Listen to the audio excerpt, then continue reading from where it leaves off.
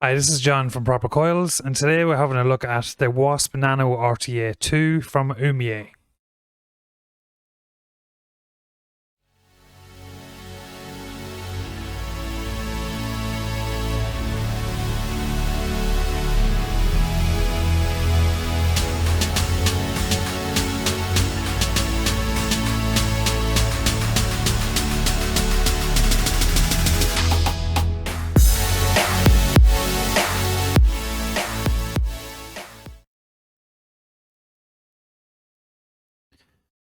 So here we have the Wasp Nano RTA 2 from Oumier. Obviously this is the second version of their RTA. On the side here we have their Facebook and Instagram tags. On this side we have the security check and oumiervape.com. On the bottom here we have the contents, so it obviously includes the RTA, some silicone rings, 2 fused coil. I presume that's supposed to say fused Clapton coils, 0.28 ohms. We won't be using them, we'll always be using some proper coils. 2 screws, 2 spare screws for the deck, a small Barbie screwdriver, some cotton, an extra glass, which is a bubble glass, and the user manual. We'll open her up. Here we have the Wasp Nano logo, and same sort of stuff on this. We'll open her up fully. So here we have the RTA, and with the straight glass it is 2 mil capacity, and with the bubble glass it is 3.8. So we will be using the bubble glass, and I'll explain why in a bit. Your user manual, normally I don't go through these on the reviews, but this is actually pretty cool. It gives you the different colors. So you have your black, gold, stainless steel, which we have, and rainbow. And then it gives you a picture or diagram of how to fit your coil and bits and bobs, which I think is pretty useful, especially for new people to rebuildables. Tells you how to fill your tank and all. So yeah, pretty good from Oumier. And then in the box you have your cotton and your Barbie screwdriver and your coils and O-rings. So we'll take a look at the tank. We'll zoom it in. So on the top here we have an 810 drip tip, and your O-ring is a black O-ring on the inside, which is good.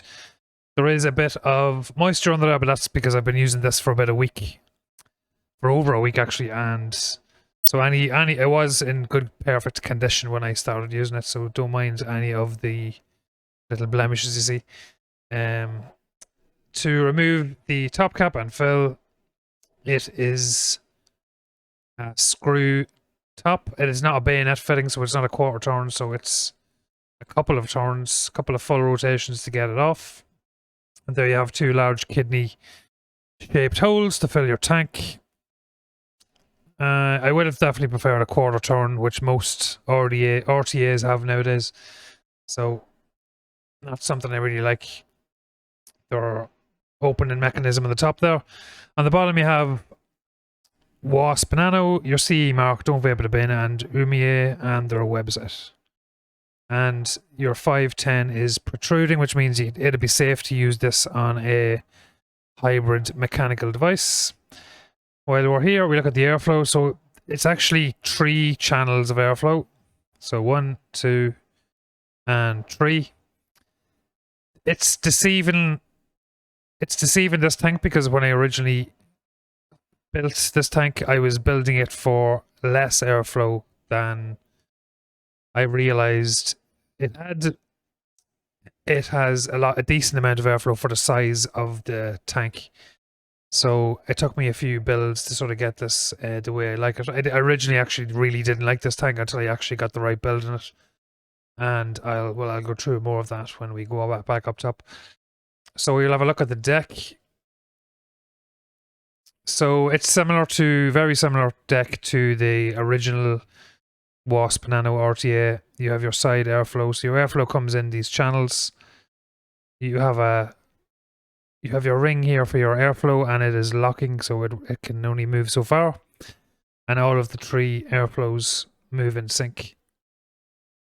And then that airflow goes in and straight up and through these two side channels hitting your coil side on, so it's side on airflow. And then you can see here your two wicking channels.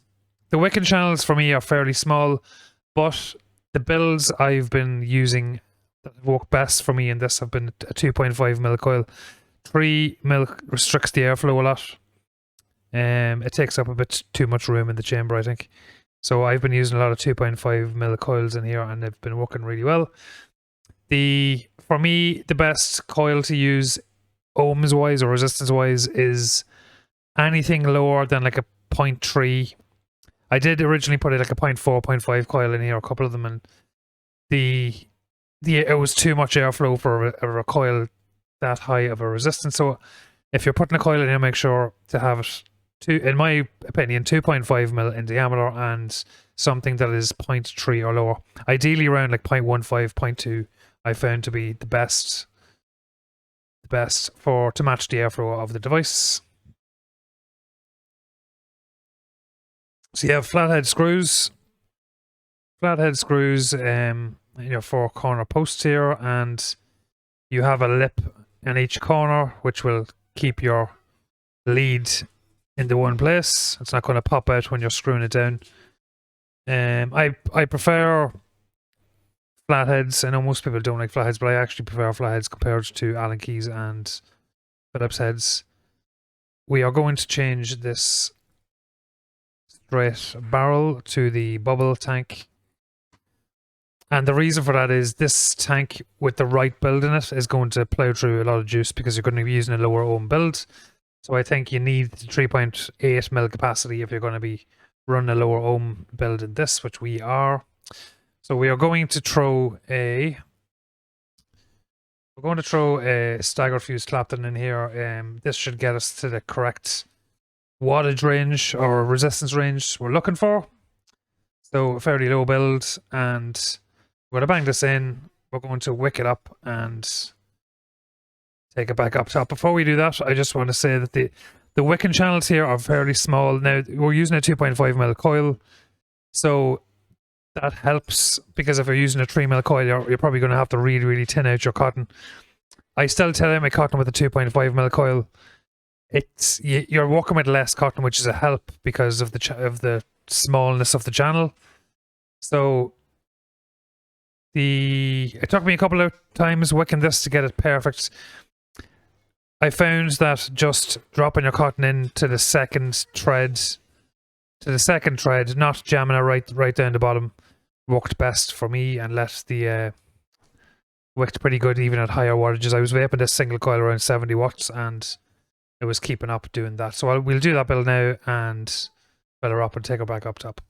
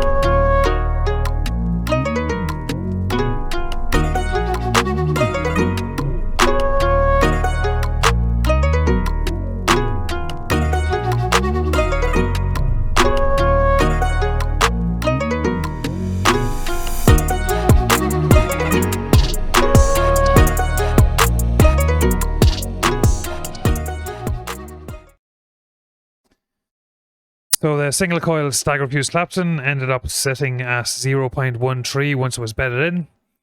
So that should be good for around 70 watts. So that is it all juiced up, coiled up, and wicked up. We'll bring it back up top, and I'll give you my pros and cons of the Wasp Nano RTA 2 from Oumier. So we're back up top with the Wasp Nano RTA 2 from Oumier. So pros and cons. Cons first. I'm not a big fan of the looks. Generally, I don't like bubble tanks. I'd rather a tank that has a decent capacity that doesn't need a bubble tank.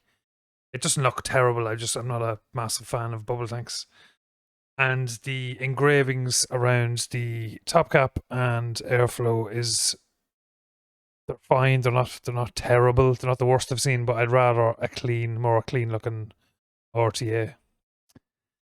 The top fill mechanism takes at least 2 full turns to fill your juice, so it's not a massive problem. Like, it only takes a few extra seconds, but most RTAs have bayonet fitting, and like, we're at the stage now where I believe every RTA should have a bayonet fitting, a quarter turn, pop off, fill your tank, quarter turn back on.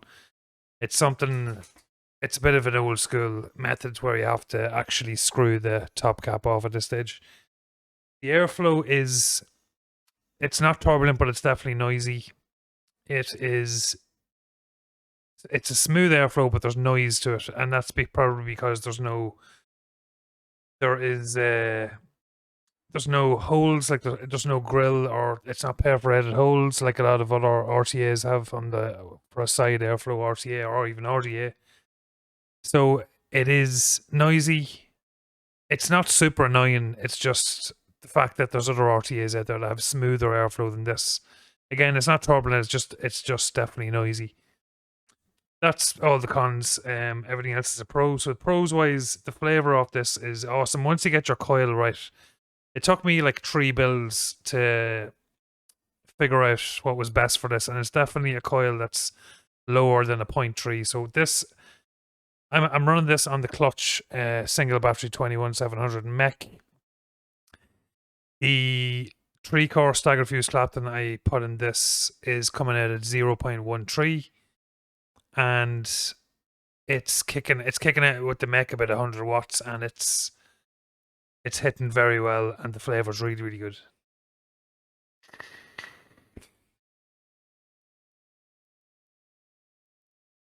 When I originally got this, I didn't realize that. When I seen the size of the tank, I just thought, right, it's gonna be like tighter airflow. But after using it for a short period of time, I realized, right, you need to get a lower ohm coil in this. So anything from like 0.13 is probably about as low. You can probably go 0.1 in a single coil, but 0.15 to like 0.25, I think, is the sweet spot. 70 to 100 watts, and you're gonna have a good time with this tank for sure.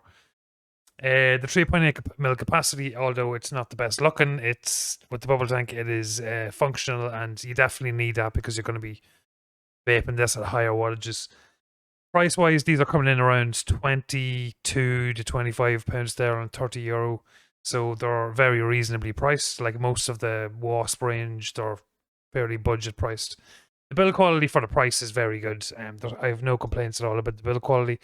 The original Wasp Nano RTA had like a plastic top cap, a plastic airflow ring, so this is better built than the original. The RTA, or just overall, vapes really nice. Once you tune in your what coil you're using, and I don't cut down the airflow at all. I just use the full Cyclops 3-sided airflow, 0.13 in this, and superb. So if you're looking for a cheap, airy, single coil RTA that can run a higher wattages, this might be the one for you. So that was the review of the Wasp Nano RTA 2 from Oumier. If you've enjoyed the review, or you've enjoyed the reviews in general, make sure you hit the subscribe and the notification bell. If you're looking for any handmade coils, make sure you head over to propercoils.com. And I hope you enjoyed the review, and thanks very much for watching. I'll see you again next time.